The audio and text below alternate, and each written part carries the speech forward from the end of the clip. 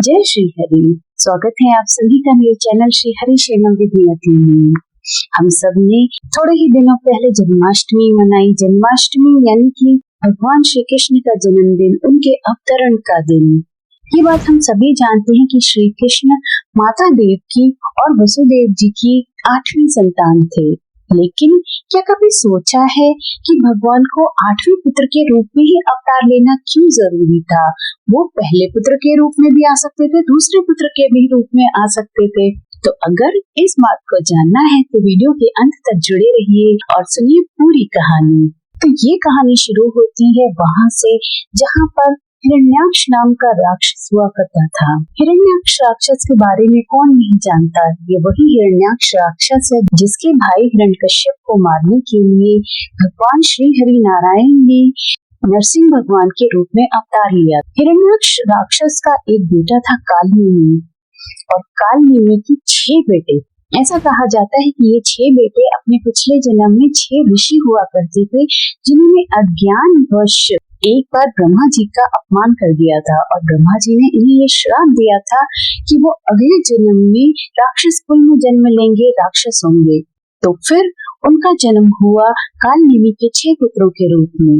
इत्तेफाक की बात यह है कि इन ऋषियों को अपने पिछले जन्म की बातें याद रही और उन्होंने राक्षस कुल में जन्म लेने के बाद भी अपने मन को प्रभु भक्ति में, श्री हरि की भक्ति में, उनकी तपस्या में लगाए रखा। ये बात हिरण्याक्ष को बहुत बुरी लगती थी और उसे बहुत गुस्सा आता था कि एक राक्षस कुल में उत्पन्न होने के बाद भी उसके पोते भगवान की भक्ति करते हैं, भगवान से प्रेम करते हैं।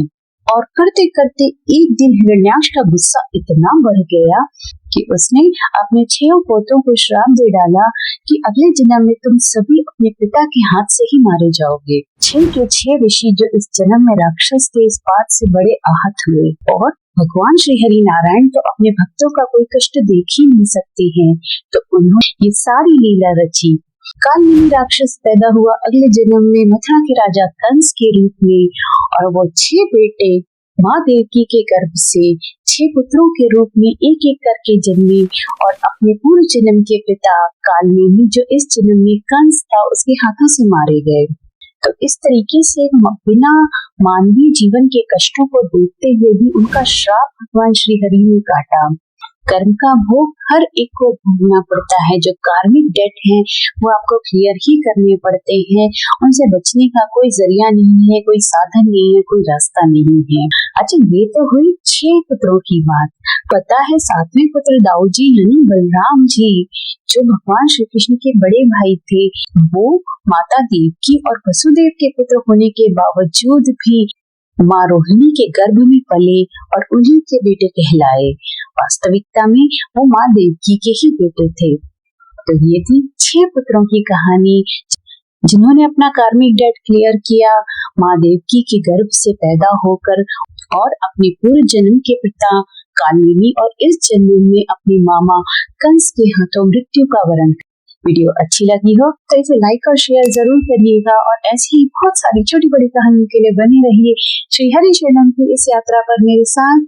Till then, take care and stay happy.